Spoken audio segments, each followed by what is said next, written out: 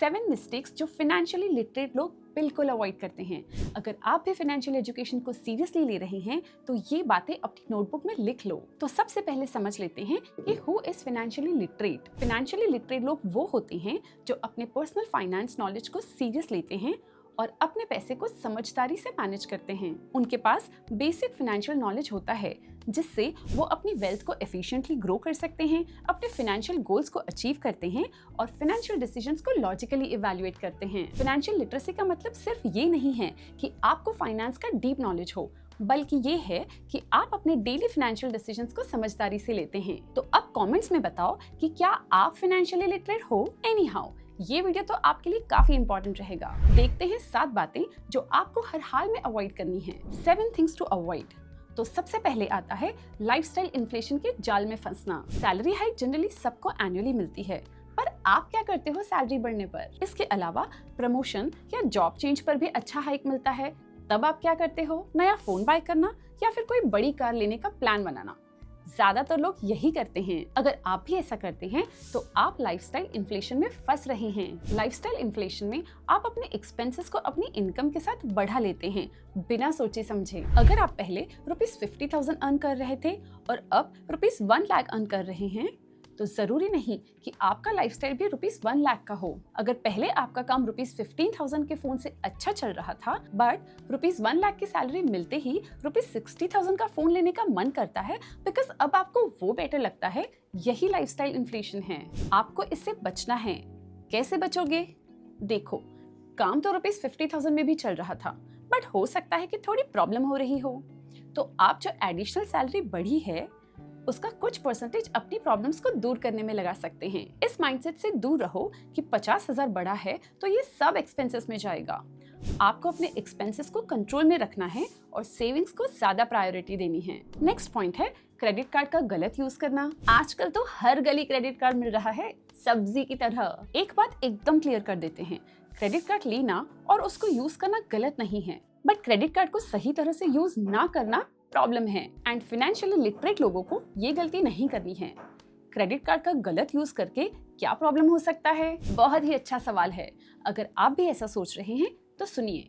अगर आप अपने क्रेडिट कार्ड का यूज बिना सोचे समझे करते हैं तो आप डेट ट्रैप में फंस सकते हो। अज्यूम करो कि आपने ₹50,000 की शॉपिंग की और जब बिल आया तो आपके पास पूरा पेमेंट करने के लिए पैसा नहीं था, तो आपने मिनिमम पेमेंट कर दिया। कोई आइडिया है आपको कितना इंटरेस्ट लगेगा? अब अगर 4% का इंटरेस्ट अज्यूम करें तो नेक्स्ट मंथ ₹50,000 के बिल के साथ ₹2,000 का इंटरेस्ट भी ऐड होकर आएगा एंड ये अमाउंट हर मंथ ऐड होता जाएगा। कुछ मंथ्स में इंटरेस्ट इतना हो जाएगा कि आप उसको भी पे नहीं कर पाएंगे और ऐसे ही फंसते हैं लोग डेट ट्रैप में। इससे बचने के लिए क्या करना होगा? क्रेडिट कार्ड को इमरजेंसी फंड की तरह रखो। ऑफर्स मिल रहे हैं तो उनको अवेल करो, बट बिल हमेशा टाइम पर फुल पे करना होगा। अगर आपको लगता है कि आज शॉपिंग कर लो, बिल जब आएगा तब देखेंगे, तो आप गलत ट्रैक पर हो। क्रेडिट कार्ड के बाद आता है स्टेटस सिंबल। स्टेटस सिंबल के लिए लोन लेना। ये पॉइंट समझना थोड़ा ट्रिकी हो सकता है आपके लिए।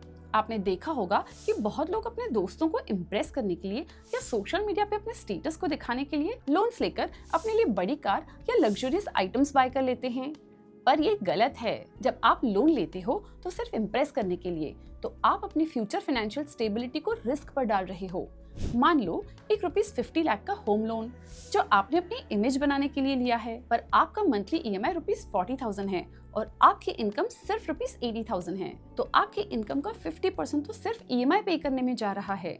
स्टार्टिंग में बहुत अच्छा लगेगा, घर का शो ऑफ, बट एक टाइम बाद इतनी बड़ी EMI आपको बहुत स्ट्रेस देगी और रात की नींद भी जा सकती है। फाइनेंशियली लिटरेट लोग फाइनेंशियल प्लानिंग करके ही लोन्स लेते हैं। एंड नेक्स्ट पॉइंट तो मैक्सिमम लोग नहीं अवॉइड कर सकते हैं, स्टॉक मार्केट में टिप्स के भरोसे इन्वेस्ट करना।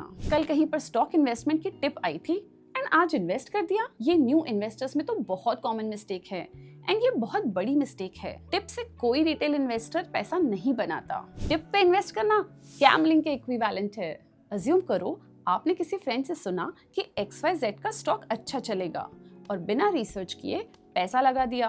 अगर वो स्टॉक गिर गया तो आपको समझ में आएगा कि टिप्स पे इन्वेस्ट करना गलत था, बट तब तक आप अपना कैपिटल लॉस कर चुके होंगे और शायद वो कभी रिकवर ना हो। इन्वेस्टमेंट को लॉन्ग टर्म सोचकर रिसर्च करके करना चाहिए। अगर आपको स्टॉक मार्केट में इन्वेस्ट करना है तो अपने फाइनेंशियल गोल्स को समझकर ही इन्वेस्ट करो और कभी किसी की बातों में आकर इन्वेस्ट मत करो। स्टॉक मार्केट के बाद चलते हैं टैक्स प्लानिंग पर। टैक्स प्लानिंग को लास्ट मिनट तक अवॉइड करना। टैक्स प्लानिंग को लास्ट मिनट तक ना छोड़ो। टैक्स प्लानिंग से काफी सेविंग हो सकती है, but only if you plan it well. Last minute पर करोगे तो मैक्सिमम एडवांटेज भी नहीं मिलेगा एंड जल्दी में गलत इन्वेस्टमेंट भी कर सकते हो आप to save the tax. Last minute में मैक्सिमम लोगों के साथ क्या होता है, लास्ट मिनट में कुछ सस्ता सा टैक्स सेविंग इंस्ट्रूमेंट्स बाय कर लो और बस। इससे आपको ना तो अच्छे रिटर्न्स मिलती हैं, ना आपका टैक्स प्लानिंग सही होता है। टैक्स प्लानिंग को पूरे साल पहले से सोचकर इन्वेस्टमेंट करें, जैसे पीपीएफ, एनपीएस और ईएलएसएस में अर्ली इन्वेस्ट करके अपने टैक्स लायबिलिटीज को सिस्टमेटिकली मैनेज किया जा सकता है। नेक्स्ट है इंश्योरेंस को इन्वेस्टमेंट समझना। पहली बात तो मैक्सिमम लोग इंश्योरेंस लेते ही नहीं हैं। फाइनेंशियली लिटरेट लोगों को ये गलती नहीं करनी है। आपको हेल्थ एंड लाइफ इंश्योरेंस दोनों लेना है, इन्हें कंपल्सरी सब्जेक्ट मानकर चलो। सेकंड, जो लोग इंश्योरेंस लेते हैं वो इसको इन्वेस्टमेंट समझ लेते हैं। इन्वेस्टमेंट और इंश्योरेंस दोनों अलग अलग होते हैं। लाइफ इंश्योरेंस पॉलिसीज को लॉन्ग टर्म सेविंग्स के तरीके से लेना गलत है। इंश्योरेंस का काम सिर्फ रिस्क कवर करना है, ना कि इन्वेस्टमेंट करना। अगर आपको इन्वेस्टमेंट करना है तो म्यूचुअल फंड्स या स्टॉक्स में इन्वेस्ट करो। इंश्योरेंस को सिर्फ अपने रिस्क मैनेजमेंट का पार्ट समझो। और अब आता है लास्ट पॉइंट, हर फाइनेंशियल एडवाइस को फॉलो करना। एक और गलती जो लोग करते हैं वो है हर फाइनेंशियल एडवाइस को ब्लाइंडली फॉलो करना। आपके दोस्तों ने कहा ये म्यूचुअल फंड अच्छा है, इन्वेस्ट कर लो, या फिर आपने किसी यूट्यूब इन्फ्लुएंसर से सुना कि ये स्टॉक बहुत अच्छा है। ये बात याद रखना हमेशा, हर किसी का फाइनेंशियल सिचुएशन अलग अलग होता है। आपको अपनी सिचुएशन को समझकर अपनी फाइनेंशियल प्लानिंग करनी चाहिए। अगर कोई एडवाइस आपके लिए फिट नहीं है तो उसे फॉलो करने का कोई फायदा नहीं। फाइनेंशियली लिटरेट बनने के लिए अपने डिसीजंस को समझदारी से लेना जरूरी है।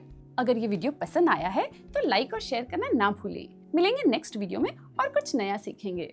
म्यूचुअल फंड निवेश बाजार के जोखिमों के अधीन है। योजना से जुड़े सभी दस्तावेजों को ध्यान से पढ़ें।